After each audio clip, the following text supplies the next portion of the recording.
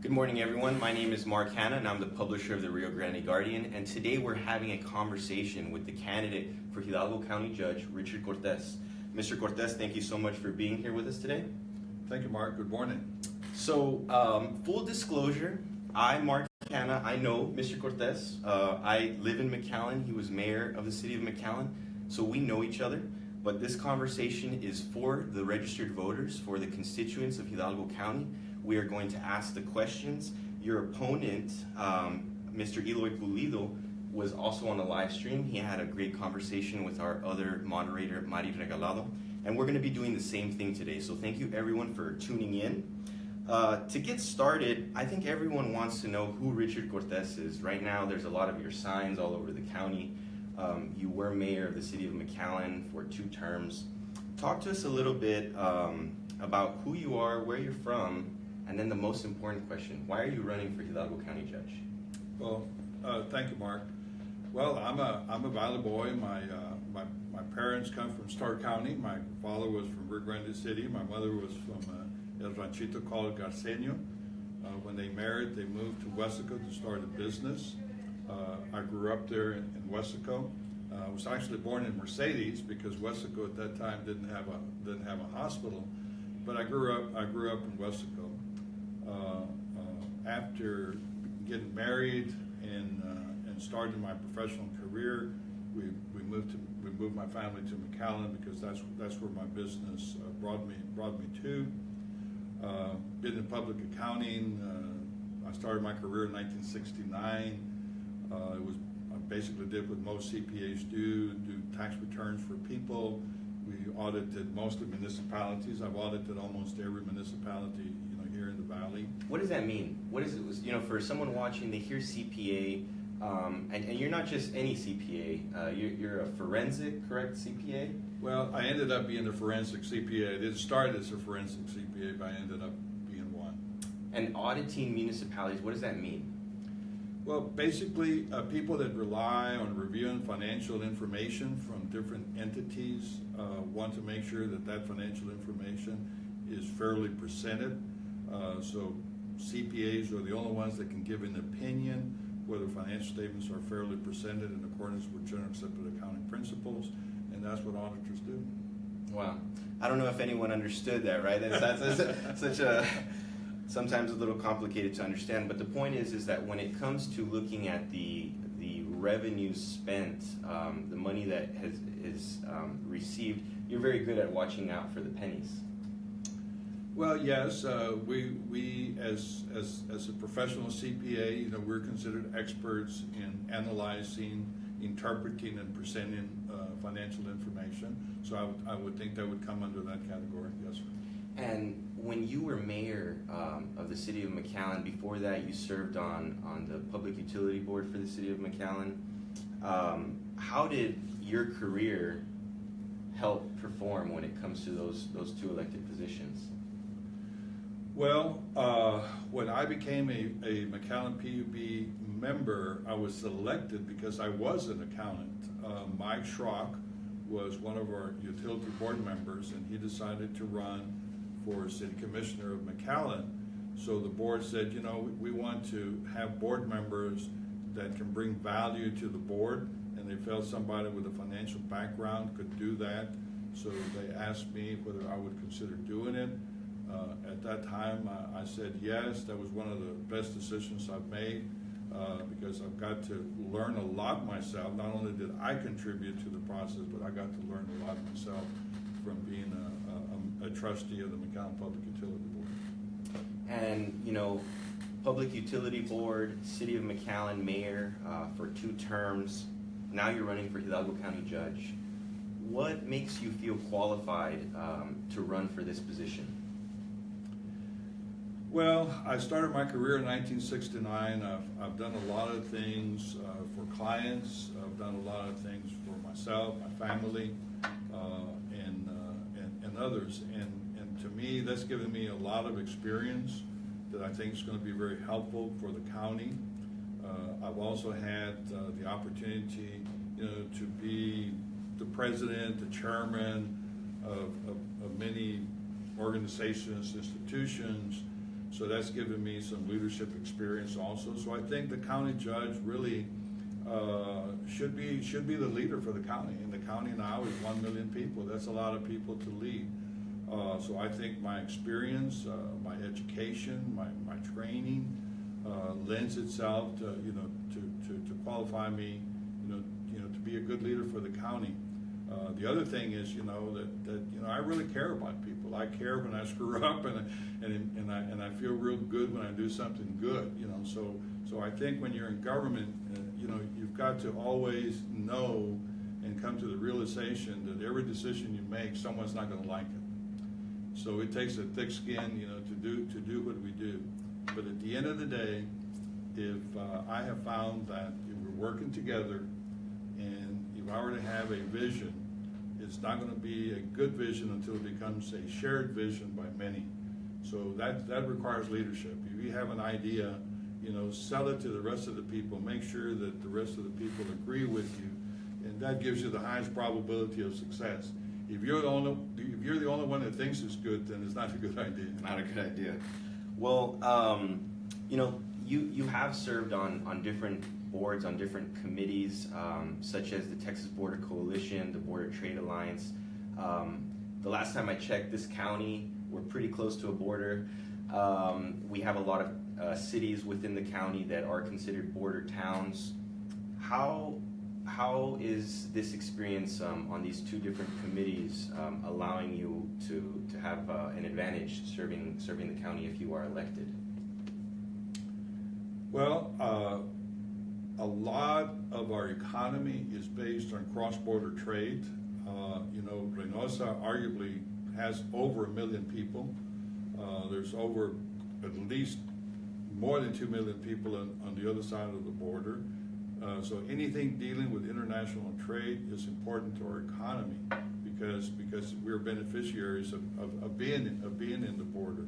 So having an understanding of how all that works and how all that impacts us, whenever we have federal or state policy that contradicts what's good for us here, then it's going to be my job to advocate, to not to pursue those events or to go over there and to talk to government that says, hey, these are the things we need to do to make things better, not only for ourselves, but for everybody else. So I think that experience is going to be very, very helpful because you don't solve budgetary problems by cutting expenses. You don't need to be smart. You don't need to be educated. You don't need to be anything to cut expenses. But to have the experience, the knowledge, and the skills to know when to cut expenses and how to cut expenses is what you need to know. And let's talk a little bit about these two committees, the Texas Border Coalition and the Border Trade Alliance. The Texas Border Coalition obviously is a coalition within Texas. The Border Trade Alliance, goes from here to San Diego, California. You were, I believe, chairman of the Border Trade Alliance and vice chair of the Texas Border Coalition. Correct. How has the network that you've created in those two organizations helped you when it comes to solving problems? I assume that if you need to make a call to Austin, if you need to make a call to Washington, it's fairly easier for you with these connections that you've developed with your experience. Sure. The Border Trade Alliance is a tri-national organization of people in the trade industry and economic development industry in Canada, United States, and Mexico. Obviously, trade is very important because trade creates wealth. Trade creates jobs. Who's not looking for jobs and who's not looking for wealth? And because we are three different sovereign nations, NAFTA came into play, and I think the Border Trade Alliance had a lot to do in crafting that language that created NAFTA. So all the people in the trade industry, along with all the governmental officials in Canada, Mexico, and the United States, was as we're talking about the same thing. We get to meet one another, we talk to one another. So all of that information is critical because you have to, if you want to change or you want to make something happen, then you have to go to the people that are the policymakers, the ones that have the power to do things or change things. Well, I think there's a lot to get to know about you. And if we were to sit here and just talk about your experience and your background, we wouldn't ever leave. We have to get into talking about the issues and the policy perspective that you have when it comes to the county. And also, one question just at the top of my mind is, I'm assuming you've been out there campaigning across the county, north, south, east, and west. What kind of issues or concerns are you hearing from the constituents? All the people, and I'm included in all of the people, we want a better future. And everyone, has limited resources available to their households. So nobody wants higher taxes. So everybody wants opportunity, lower taxes. But Hidalgo County is one of the largest counties in the state of Texas. We're one of the fastest growing counties in the state of Texas. So the need for infrastructure is going to be there for a long, long time. I mean, just look at your highways right now. How long it takes you to go from one place to the other. I mean that happened in Houston, San Antonio, and Dallas. It didn't happen in Rio Grande Valley. So mobility is going to be very important. So that means infrastructure is very important. We also are a delta, meaning that we have a lot of areas that flood here. Flood brings misery to people. It's also bad for the economy, because if you're flooded and people can't get out, businesses can't be in business, so it just causes a lot of problem. So this Raymondville drain is going to be very important to our area, because it's going to help us. When I was mayor of McAllen, I got to get up on a helicopter and see the flooding that happened after Hurricane Dolly, and it really was kind of like the top of a turtle. McAllen was kind of in the middle, and you could see land in McAllen, but Edinburgh was flooded, Mission was flooded, Hidalgo was flooded, FAR was flooded, so that's not good. So I think drainage issues are going to be extremely important. And then, there's a lot of things happening in the economy out there. The jobs of today are not going to be the jobs of tomorrow. Right now, the jobs in the Rio Grande Valley are in basically three industries: government, retail, and healthcare. Government is suffering right now because it doesn't have the money. Our federal government is heavily in debt. All of the governments here are trying to get, borrow money to do things. So when those things happen, then the employees are going to suffer, because where do you give them raises? How many do you hire? So that's going to have a big impact. So job creation and economic development are going to be very important goals for me, because the future lifeblood of the county is going to be how well we manage ourselves, how well we promote ourselves to create new jobs. Basically to summarize that, quality of life, right? Well, absolutely, absolutely. We're so blessed to be in the Rio Grande Valley. A lot of people that have moved here, really like it. I mean, this is a really good place to live. So, but we have to be able to afford to live here. So that's why creating economic opportunity is going to be very important to me. Let's start with one of the most heated items. I know that your opponent has come out against the healthcare district and anything that comes to raising property taxes.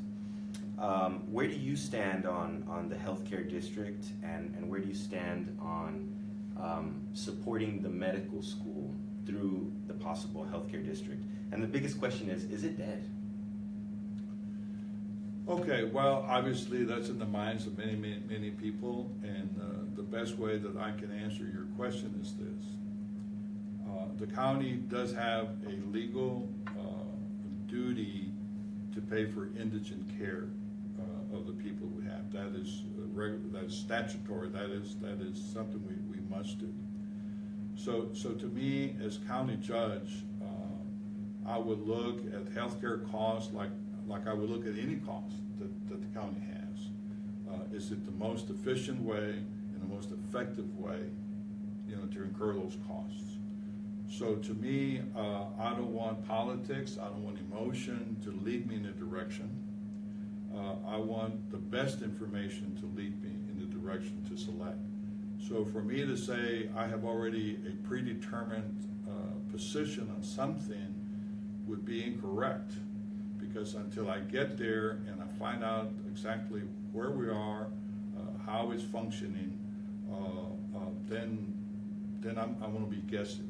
One of the things, one of the people that I'm going to bring into my staff is going to be an efficiency engineer. We have used them in our personal businesses to really analyze every aspect of a function to see if we are being efficient and effective. Once you start and saying, okay, everything we're doing it the best we can, the most economical way, the best, then you says, okay, now what else do we need to do? Because there's always more needs than resources, and that's where the challenge comes in. The challenge is, is that judgment. What's the best use of our funds, and that's what requires experience and knowledge and skills. And I can't say I'm going to do this, I'm going to do that. I'm only one of five. Okay. I want to work with my commissioners. When we have a disagreement, then I want to understand why they disagree, because obviously there has to be a reason, and then that's the way we work things out. Well, we want to thank everyone for tuning in. We have a good amount of viewers. State Representative Oscar Longoria, thank you for tuning in. Well, when it comes to the healthcare district, one of the biggest connections that supporters of the healthcare district would fight or argue is the supporting of the medical school, the UTRGV Medical School. Talk to us about why there has to be local support financially for the medical school because of a lack of funding in other areas. Well, that's a very good question, but it's also a complicated question. But let me see if I can answer it as best as I can. There are two types of sources of revenues that governments have. One is a general tax revenue, meaning you charge everybody something to get that money, with the idea that everybody in the pot or everybody in that jurisdiction is going to benefit from it. Or you have a user tax. In other words, if only a few people are using it, then why should we have somebody else paying for it if no one's going to use it? It's like me doing something in La Blanca, Texas, and having the citizens of Mercedes and Wesco pay for it, right? Well, it's the same thing with the medical school. The medical school partly should be paid by the state of Texas because it's creating a Texas asset and it benefits the whole state of Texas. But also people from Houston and Dallas shouldn't be paying for something in the Rio Grande Valley. So there has to be kind of a mixed responsibility as to how we pay for a medical school. And the state of Texas also wants to make sure that we ourselves are invested in ourselves, invested in our medical school, because we're going to be the beneficiaries of it. So to me, I am a huge believer that this medical school is God sent to us, because the retail sales are going down. The Mexican people or shoppers are not coming as much as they are. The threat of internet sales, going to the internet and not to brick and mortar sales, that's going to put a lot of pressure on our economy, which we are basically a retail-based economy. So having the medical school to us is a huge advantage. We should nurture it, do everything we can to make it successful, because I believe this is where a lot of our future jobs are going to come from. So in a perfect world, I know we don't live in one, but I always like to use that phrase. In a perfect world, where do you see the medical school taking the county? Or this region more, right? I think it's going to be a huge economic engine for the county. My son-in-law is a physician in San Antonio, and he's a product of the medical school in San Antonio. And just in the years that he's been married to my daughter, I've seen the tremendous growth that has happened. I see that happening here. Yeah. Also, I'm just delighted to see that so many of our students from UT-RGV, from South Texas College and other things are really going into the direction of finding jobs in that industry. So I think it's great. And the other thing to keep top of mind is, some people might see this as a negative, but it's the way that you look at it. We're one of the most obese places, and we also have the highest. We also have the highest rate of diabetes. So there's going to be a lot of research, medical research opportunities. And one thing that we know about research is it's a huge economic development, an economic push to the region. So it's very exciting to see that. Now, how are we going to pay for all of this? Well, that's why we're having these conversations, right? Well, Mark, again, I think I've said this before. When you have multiple parties involved in the transaction, we have one in McAllen. We're trying to have agricultural land being developed, and there has to be a road placed in that property, and the developer says, well, the city, you ought to pay for the road, because my numbers don't work if you don't pay for the road. And so the city says, well, it doesn't make sense for us to pay for the road. Okay, so you see, you have two opposite sides. Well, if you're going to get it done, then it seems to me that both sides take a little pain, then it can be done. But if neither side want to take any pain, then it's going to stay agriculture. It's never going to happen. So it's the same thing with this medical school and everything that we do here. At some point in time, we have to make an investment. An investment, by definition, is I'm going to put money in, I'm going to get it back plus more. And it's very important that every taxpayer dollar that is used, it's invested, correct? Well, yes. I'm a professional financial guy, and if you were to come to me and says, I want you to help me build my net worth, I'll give you a very quick example. You can have a $1 million house, you can have $200,000 worth of cars, you can have a vacation home in South Padre Island, and you're a millionaire, okay? But you have assets that are not producing income for you. So those are non-income producing assets, okay? The city of McAllen has parks and auditoriums and all this kind of stuff. Those are assets, but they're not income producing assets.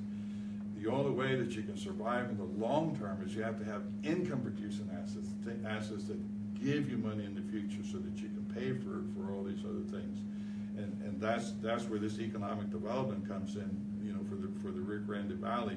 Right now, because we're so many jurisdictions and so many cities competing with one another, we're giving away a lot of our future revenues simply because we want it over here, you want it over here, so we get outbid, okay? I think as county judge, I'm going to sit down with all the mayors who I really like, and I think we're very lucky to have that leadership around in all these communities, so we can meet a balance, so we can all understand the consequences of the actions that we're taking. Because the reason retailers want to come here is because we're one of the fastest growing areas in the state of Texas. So whether we give them money or not, they have a choice. Is hey, do we go there or not? So I look forward to those discussions. And one of the things that you're very big on when it comes to incentives is you base incentives on production. Meaning, if you're going to give something to an entity, to a business, you expect something in return, and if that goal or agreement is not met, well, I'm not going to give you, because we didn't. Give us some examples of past projects that you've put together like that. Well, the biggest one, and there was a lot of misunderstanding, arguably the mall is a very, very rich, prosperous company. The city of McAllen entered into an agreement to build some parking garages for them, okay? So we got criticized because they said, well, how can you take taxpayers' money and give it to one of the richest companies in the United States? Yeah. He says, well, how do you know that we gave them the parking garage? He said, well, the paper said that. Okay. So solely on the basis of what the paper said, that is the basis of your opinion. He says, yes. Well, here's the truth. The truth is we don't know who's going to pay for the parking garage, because what we have in agreement is we have a performance-based agreement. We said, look, if you have incremental sales that exceed this amount of money, we will pay this amount of portion for the parking garage. Yeah. If you don't have those incremental sales above and beyond this amount, then you get to pay for it. Then the other question that comes into play, because it gets complicated, it's real easy to criticize, okay? But cannibalization, okay? I happen to believe that we're growing at a rate of 3%. Whether we do something or do nothing, we're going to grow 3% because that's what the population is growing, and our economy is based on consumer consumption. So I said, look, when our formula is, I'm going to take 103% of the base. So I'm not going to give you credit for 3% growth because that was going to happen whether you're here or not. So I don't know how many of you could have thought of that, but I did. And how does that formula protect the taxpayer? Well, you're trying to make the best decisions for the use of the taxpayers' funds. I hope a taxpayer isn't going to hold it against me to take your money and make more money with your money. The reason McAllen, and I use McAllen because obviously I was the mayor and I'm still a city commissioner. The reason our tax rate is the lowest tax rate in the Rio Grande Valley and one of the lowest tax rates of any other part in the state of Texas is because we had a disproportionate share of sales tax revenues. So our being good in business kept taxes down. Yeah. Okay. So the county, on the other hand, is different than the city. The challenge in the county is going to be much bigger than it was with McAllen because we're primarily dependent on ad valorem taxes.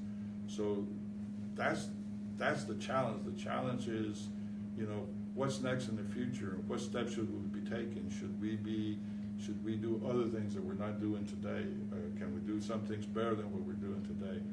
That's the challenge, and I wish I could tell you that I had the answers to all those questions, and I don't, but I'm sure going to try. It's about looking for other income-producing assets, right? Yes, sir. So let's talk about an asset to the county, which is the county courthouse.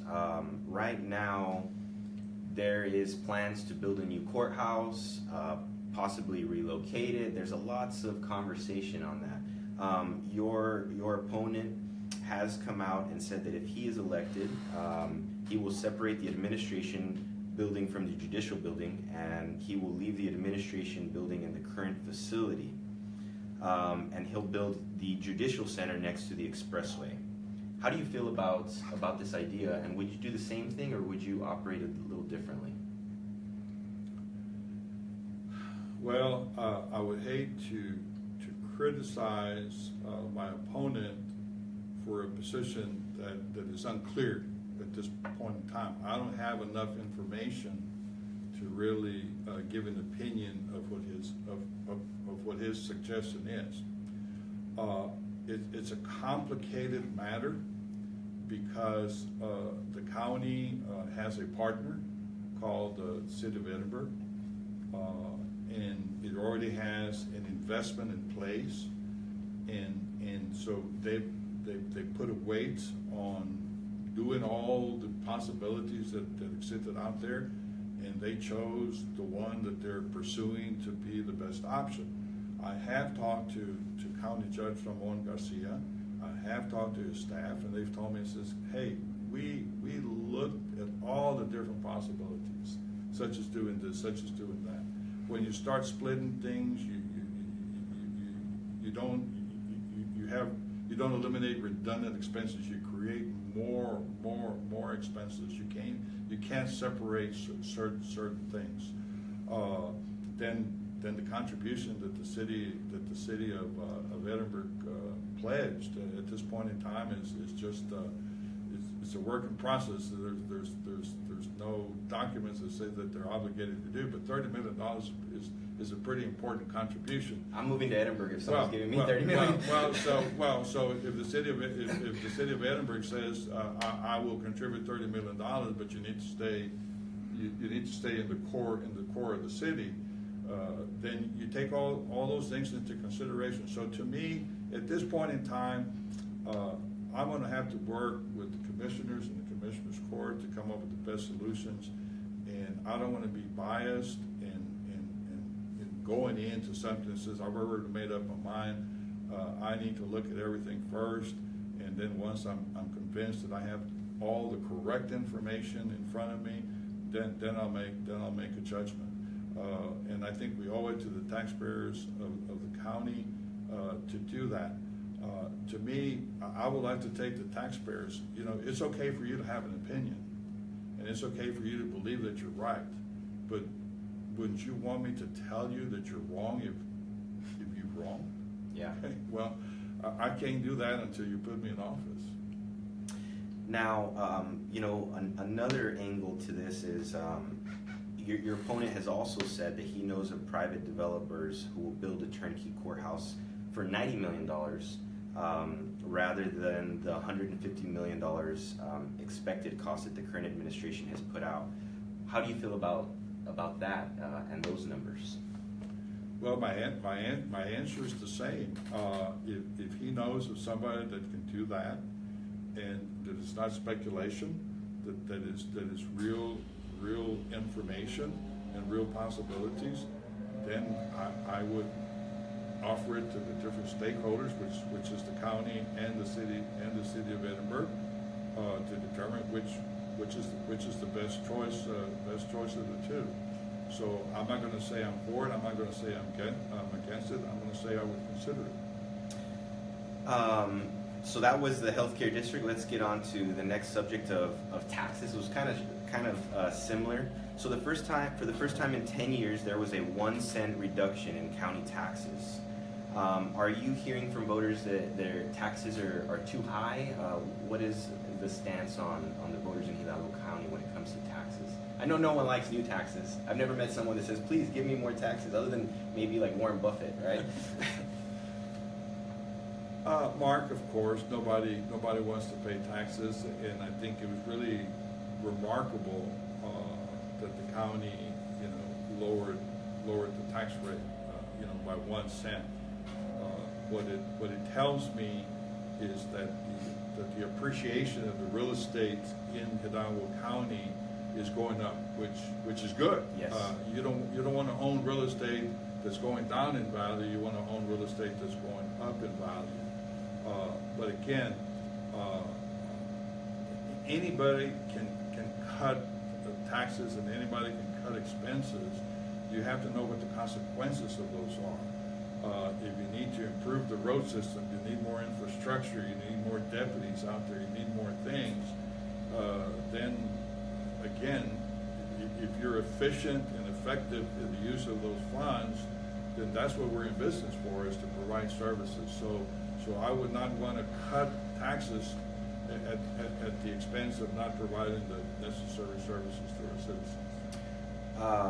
Your opponent has said that if elected, he will cut the tax rate by 10 cents.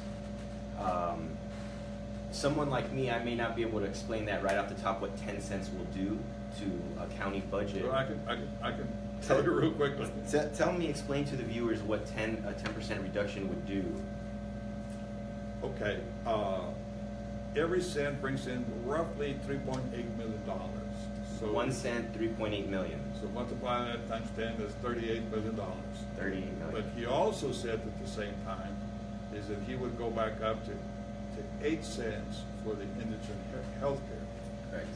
So when you add, you know, 8 and 10, because remember right now you're using that money for something else. So Right. if you cut 10 cents, okay, and then you cut or you're adding another 6 cents to indigent care, now you're short 16 cents basically for the journal thing. So you're looking at $44 million. $44 million with the general funds. The budget is $2.8 million. I mean, you know, that's a quarter. That's 25% reduction. So unless he shows me who's going to get cut, it's pie in the sky because it's just an arbitrary number that's not based on any realistic analysis. So basically, you know, if you're going to cut taxes, you're decreasing the county's budget, correct? Yes. If you are going to begin to increase the amount of monies given to the indigent, you're going to increase spending. So what a 10-cent or 16-cent reduction would do basically is we'd have less money to spend and we'd be increasing our budget. Is that correct? Well, no, you're not increasing your budget. You would just have less income to provide the services that we're required to provide. Correct. Okay. And I want everyone to understand that we must have a judicial system. We must have a sheriff's department and deputies. We must have an administrative office. We must have all these things. Yeah. So it's not a voluntary thing. So if we must have these things in place, then we must pay for those things. So unless he goes in there and says, here are the line items that I will be reducing, okay? And he basically says that in the last discussion. He said, well, I'll just take 10% of every line. I'll just deduct 10% of every line. Well, every line includes salaries. Okay, so does that mean that everybody that's working for the county going to get a 10% reduction in salaries? Wow. I mean, yeah, those are the questions to ask. You know, one thing that I think that we should kind of clear up, because we've been talking a lot of about this position, and people hear Hidalgo County Judge, Hidalgo County Judge, Hidalgo County Judge, and they probably picturing you in a gown with a gavel, you know. that's true. That's true. This Hidalgo County Judge position is the administrator of the county. Explain to us what that job entails and what the job description is. Well, the county judge is the chief executive officer of the county. I would be kind of like the mayor of the city commission, the chairman of the board, you know. I would be the presiding officer of the commissioner's court. I have the duty, responsibility to provide financial information to all our citizens and taxpayers, you know, to prepare a budget, sign off on the budget, you know, just do a lot of administrative tasks and financial tasks pertaining to the county. So it's really an administrative position. And I think that that's something that a lot of people need to understand, is that even though it says county judge, it's not a judicial position, it's an administrative That's position. correct. Even though I can marry you, by the way. Really? In case one of you is this guy. Well, I appreciate that. On a separate note, let's talk a little bit about the digital divide. You know, the Federal Bank of Dallas has been very focused on this digital divide, which is basically saying that we have technology inefficiencies that are not available, or technology that's not available to certain communities, and that holds them back from doing a lot of different things, from education attainment to job attainment.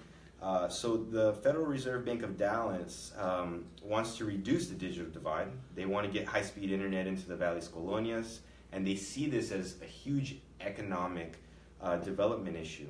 And they're working on a pilot project with PSJ ISD and also the city of FAR. How do you feel about this digital divide, and do you see it as an economic development opportunity? Oh, absolutely. It just pains me to see people in the rural areas, which I'm going to be responsible for as county judge, in other areas in municipalities not have access to Wi-Fi and the internet.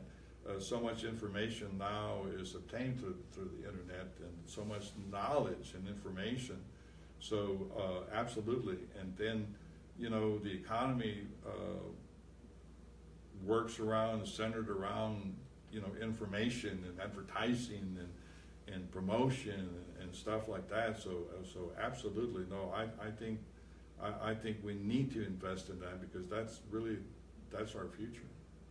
And, you know, when we're talking about colonias and those rural areas, right now we're talking about this digital divide, but there's so much more that those colonias and those rural areas need.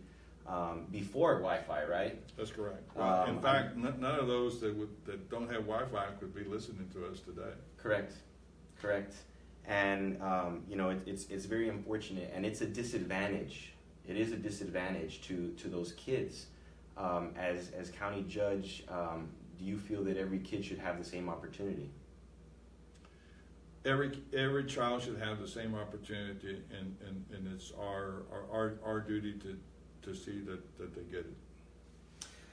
Coming to the census, if you're elected county judge, you will be in office 2020, and the census that was taken 10 years ago there was allegedly a significant undercount, and in 2020 we have a great opportunity to get it right if it was allegedly done wrong. What will you do as county judge to ensure that our population is counted? Well, first of all, let me tell you, let me answer your question first.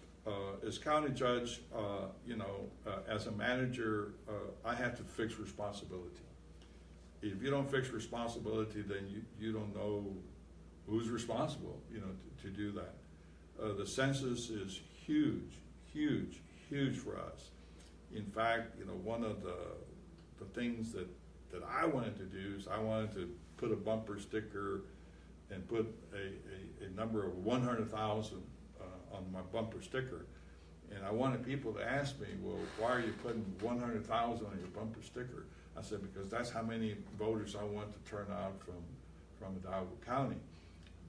Because, we have 360 some odd thousand eligible voters, and I bet you that we'll probably end up with maybe 40-45% of people only voting.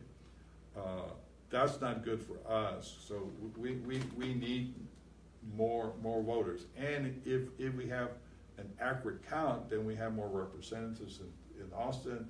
We have more representatives in Washington. We qualify for more money, and good things happen to us with size. Size matters. And if we were to go around to every single voter in Hidalgo County and we told them, hey, if you go out and vote, I don't care about who you vote for, but if you go out and vote and we reach this 100,000, Austin will care about us more. Absolutely. Washington will care about us more. Absolutely, but I partly answered your question over here. One of the problems is the lack of knowledge and education as to what the census really means. We do have people that live in the Rio Grande Valley that aren't documented. Right now, there's a fear that if with this anti-sanctuary city discussions and stuff like that, people really are afraid to be out in the streets because it said, hey, if I don't stop at a red light or I don't do this, I do that, somebody stops me, they're going to ask me about immigration. So there's a lot of fear going out there. So when you add, someone's going to knock on my door, I'm not, I'm an undocumented person, I'm not going to let that person come in. So a lot of that is happening, and we're going to have to figure out just how to count them, how to counsel with those people, how to communicate with those people, that it's not going to have anything to do with their immigration status. And that's a challenge, and that challenge we've had for years and years and years, and I don't know if there's a solution, but my job is try to find one. We talked a little bit about the Raymondville Drain Project. Just to summarize it, the Raymondville Drain Project is seen as the #1 project to ensure that low-lying areas do not flood during major storms. You talked a little bit about it, but what are your plans to secure more funds for this key project? Well, that's a work in progress, and that's something that Commissioner Palacios has been very involved in. He had that groundbreaking not too long ago. As you know, water flows through gravity, and it really goes in the direction of Raymondville to the Laguna Madre. Through the leadership of County Judge Ramon Garcia, he was able to go around the county and convince the taxpayers of the county that it would be in the best interest for us to issue $100 million worth of bonds for drainage. But Judge Garcia, being a conservative, says, okay, so I got a right to borrow $100 million, but how am I going to pay for it? Yeah. So he went and received a grant from the federal government to reimburse the county 90% of that cost. Unfortunately, that wasn't funded. So being a conservative, Judge Garcia basically said, "Hey, wait a minute! Until that grant is funded, I'm not going to go borrow the money, because then how am I going to pay for it?" So I believe that it's going to be a huge task for me to make sure that we can go over there and get that grant in the president's budget, so we can start spending the money. And infrastructure, when people hear about infrastructure spending, majority of the infrastructure spending, you don't see it. It's underground. You don't get to appreciate it until it rains, or there's a flood, or there's no flood. So that's the appreciation that should take place. But why is it that as a county we should focus on issues like flooding and transportation for the long term? Well, to start with, is the quality of life. Flooding causes misery. I don't know if you've ever been in 1 foot of water. To have 1 foot of water in your house, that's not good, and water's not good for wood and construction. It tears everything apart. But it's also has effects economically. People, you can't get out, you can't get in, you lose days in business, you lose employment, many things happen, but most of it is safety. I mean, flooding has cost lives and injury to people. So this is something that we're going to continue to do. It's not something that's going to happen overnight, but I like the direction that the county judge and the commissioner's court has been taking in leading in trying to find solutions, and I want to continue with that effort. Great. To talk a little bit about the colonias, we talked about your experience serving as mayor 2 terms in the city of McAllen. The population in the city of McAllen is a little different compared to the rest of the county. The city of McAllen is the wealthiest city in the Rio Grande Valley. When it comes to the demographic profile, the median income level, educational attainment level, very, very different compared to the other cities. So how will you, with your background, your experience, you were born in Weslaco, well, actually Mercedes, but grew up in Weslaco. Yeah, I pay attention. How will you differentiate to serve these different demographic profiles of people? Mark, I don't want to correct you, but I'm going to correct you.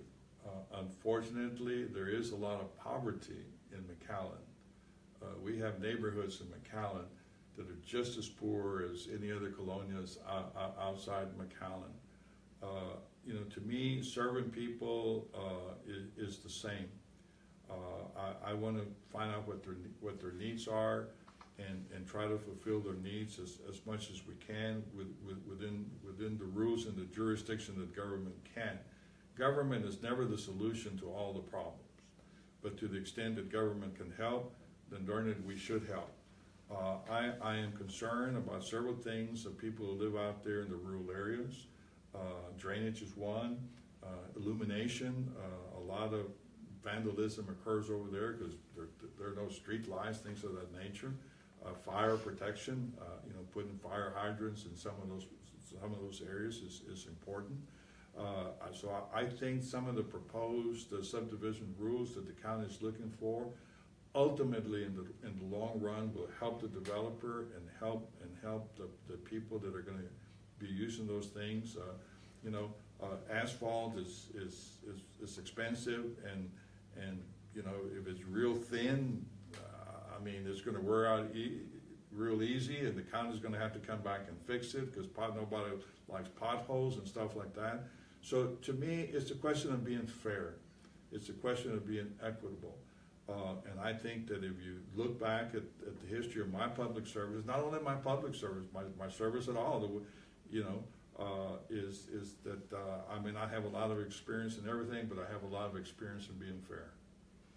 Well, thank you for that. We've had a long conversation. I feel like we could go another hour, but we have just 2 more items to cover before we wrap up this great conversation. Let's talk a little bit about transportation when it comes to regionalism. You know, we have 3 MPOs, 3 metropolitan planning organizations, but when you compare our region to other regions, the same size more or less, they have 1 RMA, and we've had 3. And because we have 3, some would say that it hinders us from access to larger amounts of funds. Okay, I think you're talking about MPOs. MPOs, I'm sorry, yeah, MPOs, I'm sorry, I was reading the next question. Okay, The Metropolitan no problem. Planning Organization, as you can see, he's paying attention too. So the 3 MPOs, merging them has been something that has been part of the discussion for a long time. Now, we have Hidalgo County, Brownsville, Harlingen, San Benito, and these 3 MPOs, their reasons for merging are different. But if we did merge, what kind of benefits would the region see? And do you agree with the merge? Yes, Mayor Hernandez from FAR is the chairman of the MPO here for our MPO, and he's encouraging that we do that. And it's simply more money. By merging the 3 MPOs, we qualify for more money. I can understand. I'm a very good friend of both mayors from Brownsville and Harlingen. I've served along with them, and they're personal friends of mine.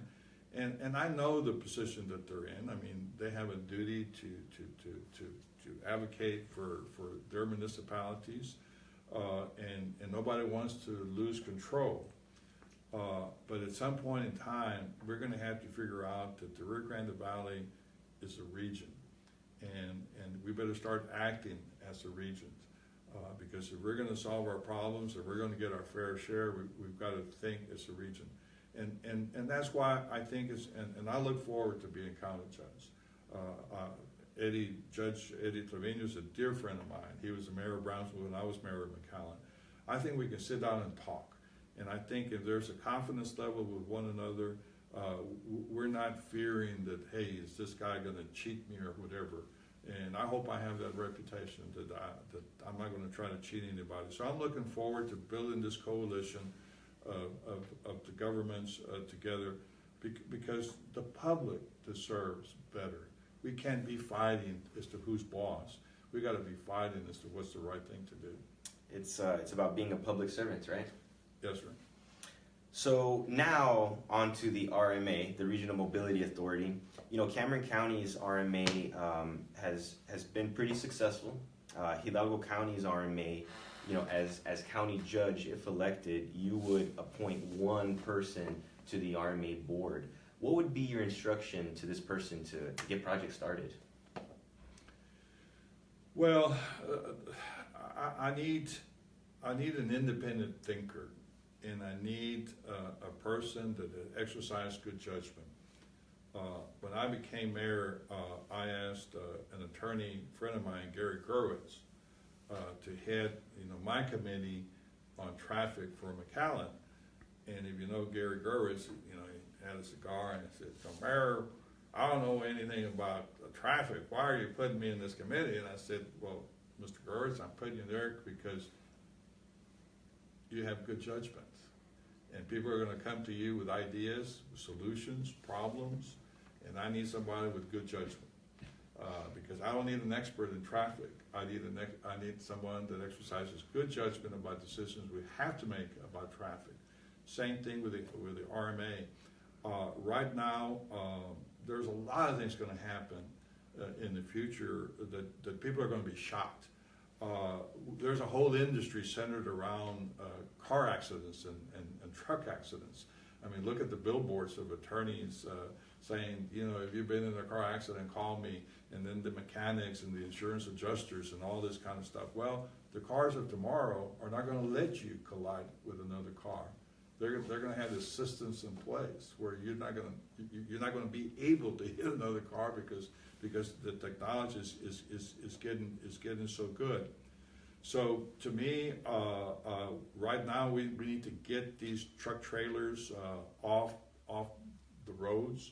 I think it's important that our RMA get the loop around our cities. So as trucks coming in from Mexico and taking goods and products north or south, that there's a loop around it. So I'm going to be very interested that work is being there and that we get properly funded from Austin, to help us to do that. And building that infrastructure for those trucks, going north and south, it's going to be great for trade, right? I mean, being able to have a corridor to get out there fast, time is money. Absolutely. When we're competing with Laredo, that a truck hits Laredo, they're in 35 interstate, and boom, they're gone. Here, we don't have that. So I think if we're going to be competitive going forward, we're going to have to do that. So that's going to be a big thing for me. The last question before we wrap this up is current litigation. The county, Hidalgo County, is currently suing the Hidalgo County's former drainage director, Godfrey Garza. And there's been some stories in the news, etc., about basically the money that he's made through this multi-million-dollar levee wall project. Now, Godfrey Garza, he was the former. He was the former drainage district director. The drainage district director. I wanted to make sure that I had the correct title. And basically, the argument is he's doing the same job. He's doing the same job, but he's a consultant now, making multi-million dollars. Will you continue the lawsuit against Godfrey Garza, and how do you feel about this scenario? Well, if a lawsuit has been filed, and that's part of the business that I'm in, that means that the defendant had a duty to the plaintiff, the one that's complaining, and as my understanding of the dispute is really what costs was Mr. Garza entitled to receive a commission on. And he's basically saying, I was going to receive my commission on all costs, irregardless who paid him. The county's taken a different position that Garza was entitled to commission on costs directly paid by the county, is my understanding of the lawsuit. As county judge, I can't have an opinion on whether I should or I shouldn't. I have a duty to pursue any claim that the county has against anybody. So if it is a rightful claim, then I have no choice but to continue to pursue it. Very well said. I guess to wrap up, we've 57 minutes. Can you believe that? Of great conversation about the county and the future of it. To wrap this up, tell the voters why they should come out and support you, and what's the major difference between you and your opponent? If you look at all my advertising, I want to talk about my experience, my qualifications, and why I think I'm the best county judge. It seems to be that my opponent likes to point out the things that are wrong with me, okay? To me, it's important that our county judge be a good leader, a leader that's trying not to find ways to divide people, but to find ways to bring people together. We're very unique in the Rio Grande Valley that we have too many political jurisdictions, and every political jurisdictions has a governing body, and we've always had this competition among. To me, as county judge, I'm going to be blind to cities. I mean, to me, they're not going to be any cities. I'm only going to look. I'm only going to look at the county as a whole. And I'm older.